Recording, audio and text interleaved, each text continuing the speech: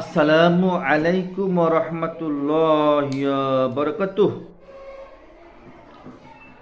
আমার সুপ্রিয় বন্ধুরা, আজকে আমরা শিখব বিপদ থেকে উদ্ধার পাওয়ার একটি দোয়া। বিপদ থেকে উদ্ধার পাওয়ার একটি খুবই কার্যকরী দোয়া রয়েছে। ইউনূস আলাইহিস সালাম যে দোয়াটি পাঠ করার ফলে মহান আল্লাহ পাক তাকে বিশাল সমুদ্রের মাছের পেট থেকে তাকে উদ্ধার করেন। সেই দোয়াটি হচ্ছে দোয়া ইউনূসের দোয়া, যেটা বারবার পাঠ করলে আল্লাহ পাক তার প্রতি খাস রহমত নাজিল করে দেন।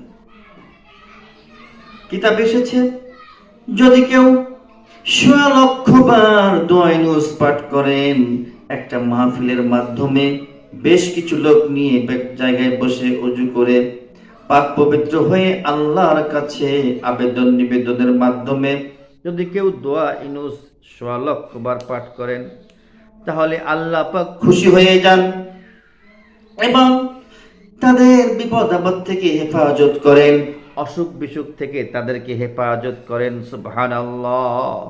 দোয়াটি হচ্ছে, লা ইলাহা ইল্লা আনতা সুবহানাকা ইন্নী কুনতু মিনাজ জালিমিন।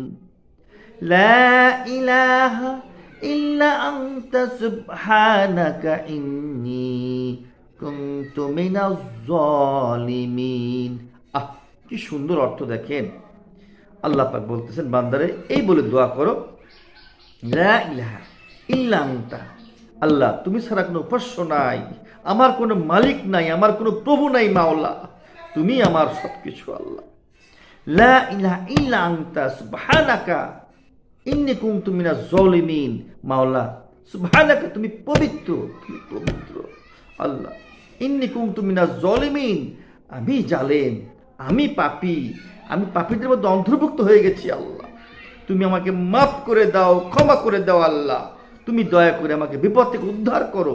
এই দোয়াটি বারবার বললে, পাঠ করলে আল্লাহ পাক দয়া করে খুশি হয়ে যান এবং আপনাকে আমাকে আমাদের সকল বালা মুসিবত থেকে হেফাজত করবেন। আল্লাহুম্মা আমিন আমিন আমিন। আসসালামু আলাইকুম ওয়া রাহমাতুল্লাহি ওয়া বারাকাতুহু।